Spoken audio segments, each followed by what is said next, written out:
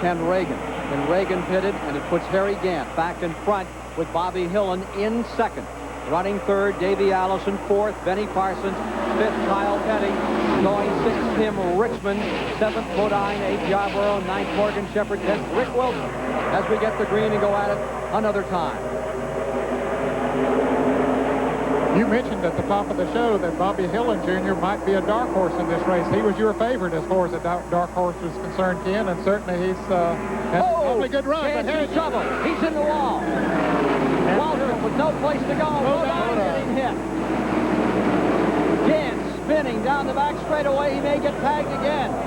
Two more cars in the wall.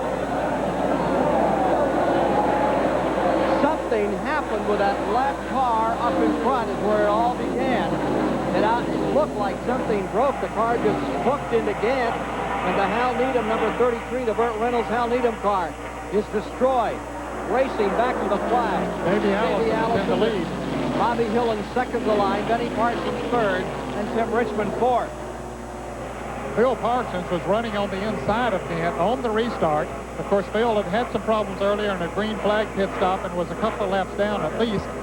Now, whether they got together coming off of that turn or just exactly what happened, we'll have a replay in a moment and see if we can pick out just what happened. But Gant, boy, for the second week in a row, has had a devastating crash here.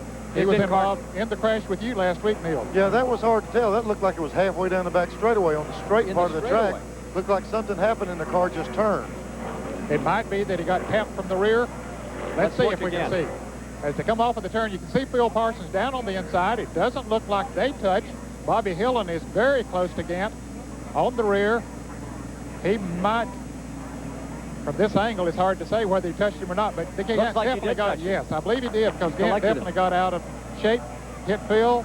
Phil went, well, he holds on to his car for a moment, but then he spins around down on the inside. Parts start flying off of Gant's car. Here comes Darrell Waltrip, nowhere to go. He plows right into him, and here comes Jeff Bodine as Gant slides down in front of him. There's Morgan Shepherd up on the outside, goes between Gant and Waltrip. So does Rick Wilson. Some of the drivers choose to go down on the grass. One of them loses control on the left side of the screen there. But Gant was a sitting duck up on the track because he was right in front of the field. The worst place he could be at the end of that back straightaway, too. It was clear the 66 car and the 33 didn't get together. It must have been something from the rear. From Allison's car. Let's see it again. Okay, Allison watching out through his windshield. Sterling Marlin just in front of him and Rick Wilson up in front. Back straightaway. He's coming into it now.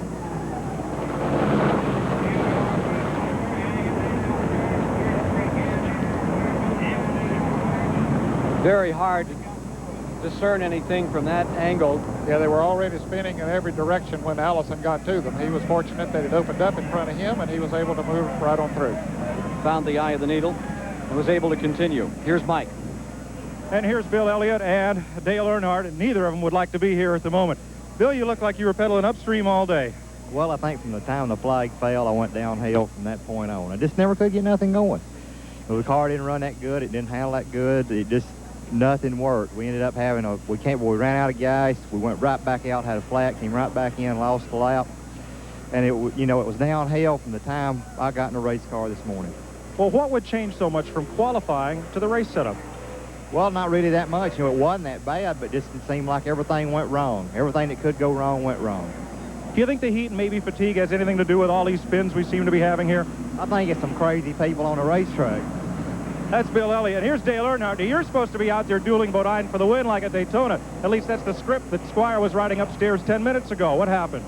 We had an engine let go on us, but I think Bill and I shouldn't have started on the front row. I think the front row had bad luck up there or something. But, it's awful hot today, and the engine was running cool, and everything was looking good. And, it's just a shame. Old car was really working, and I could come to the front and do what I wanted to. And, I was just sitting there playing house until it was time.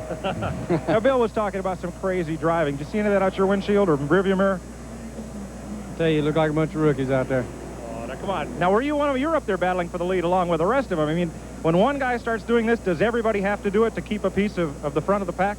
Well, you got to dodge to keep them getting hit. There's a couple of them. Hillen might run in the side of us 3 or 4 times in the middle of. They go in the corner and be side by side and they hit them bumps and they jump sideways or jump up into you. They don't realize that them cars are going to move around, you know, on those bumps.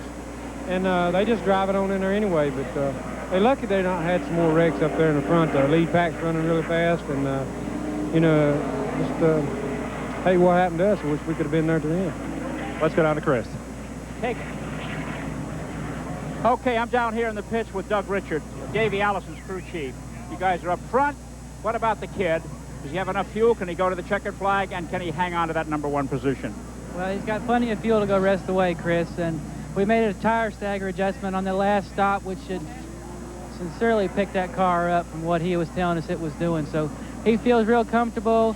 A lot of trash on the racetrack from that wreck, but everything should be okay. He don't have no problems. What kind of questions is he asking on the radio? He hasn't said much at all, Chris. He's had a really good day with Davey. He's really done us a real good job, you know, for Neil Bonnet, which I'm sure he'd be like to be in that car himself, but due to injuries, it's the best thing he's done, stay out of that car.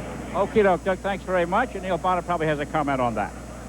Well, I'd like to be in there like Doug said, but, you know, Davey's doing one heck of a job for us there. And to kind of touch on the thing that Earnhardt's talking about, I'm sitting up here watching a race from this vantage point for the first time in quite a while, and I didn't know if it looked as wild from up here as it is in the race car. In the car, it doesn't seem that bad at all. Let's take another look at it as we watch Cale Yarborough walking back now. Take another look at this incident. And you heard Elliott being about as outspoken as I've ever heard Bill Elliott about how some of these people are driving this track, and young Bobby Hillen would seem to be an offender here. Okay, there's Phil Parsons on the inside. They did not get together, but it looks like Gant was tapped from the rear by the Hillen car, and that put him out of control right in front of the pack.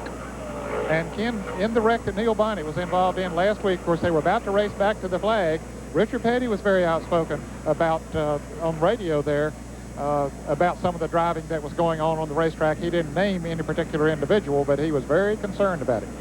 Well, he was concerned about Richmond as much as anyone, I think. I say he didn't call any names, no. But that's what it seemed to be.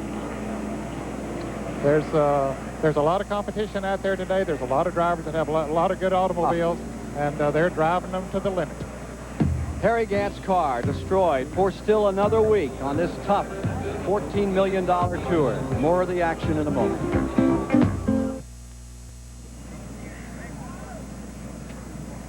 And we're back with you another time here at the Alabama International Motor Speedway. Live coverage of the Talladega 500 with 164 laps complete, under caution for the 7th time after a major calamity in the back straightaway. There you see the car of Jeff Bodine, which had been a serious contender to win it. He was in this crash. He took the back end of car number 33, Harry Gant's car, and destroyed all of his options for victory today. Earlier, talked to Bodine and asked him, does this track give some drivers a false sense of security because it seems so easy to drive? Well, the new cars, aerodynamically, they're better than last year. You can run 200 miles an hour around this track fairly easily and relatively comfortable. And you don't realize you're going that fast. 205 really doesn't seem very fast anymore here at Talladega. And a lot of guys can get lulled into the fact, well, the car feels so good, I can do anything with it. They kind of go to sleep out there. You know, I have to keep waking myself up once in a while, telling myself that we're going fast. You know, be careful. Don't make any moves that we'll be sorry for a little later on. And that is a problem here at Talladega. The track is kind of easy, and especially now with these new cars. And I guess we all can get that false feeling of security out there and get in trouble real quick. And trouble real quick was the name of the game in turn number 2, which eliminated some strong contenders, including Cale Yarborough. Yarborough's car in those pictures snapped down to the inside, came back up and hit Bodine's car, and it eliminated the Rainier Lundy team. Here's Mike. Darrell Waltrip is here, and it was a multi-car incident. And Darrell, well, what happened? You were right smack in the middle of it. Phil got together when Harry and Phil did something. I don't know. I couldn't tell for sure. Looked like they were rubbing each other right much on the restart even here, and then they come down the back and they did it again. And that time Harry swerved, and when he swerved, he went back up in the wall, and I was right behind Harry, so I just went right into Harry. And there's some green paint on your car. When Dale Earnhardt and Bill Elliott got out of the race, they were talking about kind of the way folks were driving on a racetrack. Is it the heat? Is it the fact that everybody wants to win this thing once? You've won it a couple of times. What do you think? I wouldn't know. I wasn't in the race all day. He sure wishes he was. Ken? despondent Darrell Waltrip. Not the same man as a year ago on that team. Let's go to Chris. I'm here with Billy Wood, the new crew chief for Bobby Hillen, who's talking here with Ron Peters. Billy, first of all, what kind of shape is Bobby in for the balance of the run? He's looking good. We're just waiting for the green flag. There's other drivers have said that there's been some, to put it mildly, careless driving on the track, and it's intimated that Bobby is in one of those guilty of that. You believe that? Well, I don't know. All I can see is right out here. I can't see behind me. What does he say on the radio? He's not saying anything about that. But what is he talking about? Just finishing the race. He's ready to go. Okay, Billy Wood. Okie doke. And that's Billy Wood, Bobby Hillen's crew chief here, an ex-AJ Foyt man, hoping this young driver can get in there for it. Back to you, Ken. 1 lap to go, and they'll be back underway. I believe that should be Woodruff. He used to work for AJ Foyt. Is now the crew chief on Bobby Hillen's car. Davey Allison in first, Bobby Hillen in second, Benny Parsons in third, Morgan Shepherd fourth, and Rick Wilson maintaining fifth.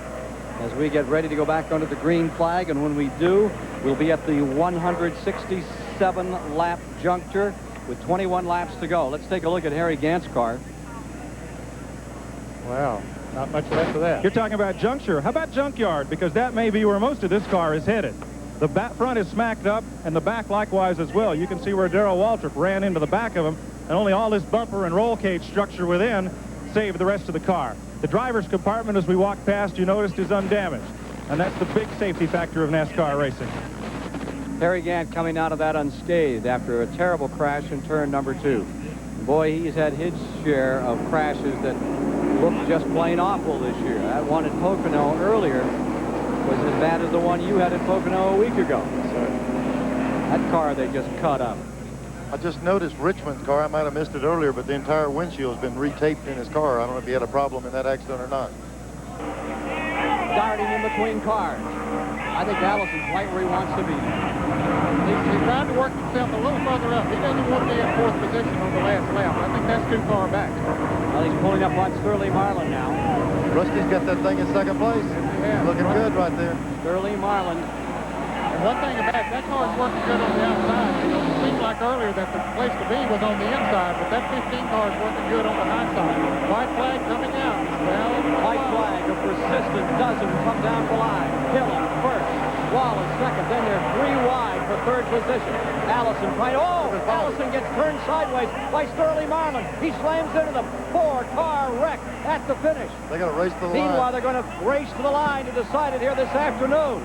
Allison's car destroyed. They're racing down the back straightaway to decide this event. And so is Joe going down into turn number 3. The field battling to take it home this afternoon. Out in front, it's still Hillen. Rusty Wallace is there. Tim Richmond. Here they come driving for the finish. This will go down as the all-time incredible finish at Talladega. On the outside, Wallace moving. Hillen stays first. Richmond drops on the inside in the 25 to the tri-oval. Here they come for the line. Hillen wins it. Almost a dead heat for second. Again, the best I can tell you, I think you said 8 before this thing started. Car number 8, Bobby Hillen, at 22 years of age, has won the $500,000 Talladega 500. Bobby Allison getting out of his car. The in-car camera is still working after that terrible crash. I tell you, in the last 10 laps, I would have changed it and taken Bobby Allison. Let's take another look at this dramatic conclusion to this incredible race from Bobby Allison's camera. He goes down on the low side of the racetrack. It looked like he got down on the apron a little bit, Ken. And boy, look at how it throws him around in the race car. Just getting hit and his car being torn to pieces here. 4 cars involved. We'll have to look at it another time from outside. Kyle Petty is coming across, tires blowing. Petty's car is just coming down to right across the start-finish line and blowing a tire as he came by. Car number 7. I'm not sure what happened to Kyle's car, but he's right in front of us now. Now here's the replay. There's the Allison car going around, and watch it start climbing back up that track. Allison did get his left wheels down on the apron. He hit Kyle Petty. Kyle. And there's Rick Wilson and the car number 75 being driven by Jim Sauter. Here comes Joe Ruttman right in with nowhere to go. He slams into Allison. windshield coming out there. Ruttman in the same part of the track where he had an incident was spun just a little while ago. Here's Benny Parsons coming up through, trying to maneuver down on the low side of the racetrack. He sees another car coming down to him. He gets by Ruttman, stays down low, so he's able to get on through. From a different angle, let's look at it again. We're going to victory lane shortly. Let's look at this incident still another time from directly behind. Well, now Allison's car at that point was not down. The left wheel's down on the inside. He got collected. Looks like Sterling he got Marlin. tapped. Looked like he got tapped as he went into the turn and sent him around and around. And of course, we see the end result. That's an instant junk pile right there. The scrap pile. Davey was lucky to get through. Yes, two more cars right with him there. Again, that's a blessing. Bobby Allison, okay, looks like everybody is clambering out after this 200-mile-an-hour wreck in turn 1. They're sending an additional animal. Here's Kyle Petty climbing out. He came all the way around the track from Bobby Allison's car. This is at normal speed now. Going into the last lap. Just across the start-finish line. Headed for turn 1. He got hit. Looked like a pretty good little jolt. Yeah. Windshield just went out. Oh. He got hit and knocked down on that. That's where his left wheels got down on the You apron. could see him coming up against the track, and there was no way to steer, no way to do anything but just hold on and pray. In the winner's circle, the youngest winner of the Talladega 500 is standing by from Midland, Texas, Bobby Hillen Jr. Hey, Bobby, what a day, huh? Hey, I got to thank the Lord for a good, safe race and for bringing my career so far. This Miller American Buick ran super, and thank Miller, the beer, Buick, all pros, Stavola brothers. Sure got some air, huh? My grandfather who got me started, who's here today, R.N. Hillen, my dad back home, all of them's been great to me. And Ron Purrier and Billy Woodruff, my crew chief and team manager, and all the Stavola brothers, Miller American crew. I can't believe it. We know it's great, but look, what's this big mark on your car here? Scrapes. What kind of a day was it for close traffic for you? There was some beating and banging, and you know, when Harry Gant and Phil Parsons lost it, they were beating and banging. I think they hit, and it slowed Gant enough, and I tapped him, and they were both gone, and they were just beating and banging. I don't know why they were beating and banging, but they were, and then, you know, we just got a clear shot off of it. On last restart, we didn't get going good, but we came back on it. Okay, congratulations, and make the most of it, Bobby. Back to you, Ken Squire. The order of finish here today in the Talladega 500. Bobby Hillen becomes the 128th different driver to win in the history of NASCAR's premier circuit. The first winner of this year. Tim Richmond comes home second, Wallace third, Sterling Marlin fourth, Benny Parsons in fifth. Morgan Shepherd coming home sixth, Bobby Allison a sad seventh, Joe Ruttman in eighth, Kyle Petty ninth, Phil Parsons 10th, all in the lead lap. Some of them didn't come across the line. And so for Ned Jarrett, Mike Joy, and Chris Economaki, I'm Ken Squire, saying so long from the Alabama International Motor Speedway and the Talladega 500. Coming up next on CBS Sports, final round coverage of the Buick Open. Stay tuned. The 1986 Talladega 500 has been a presentation of CBS Sports.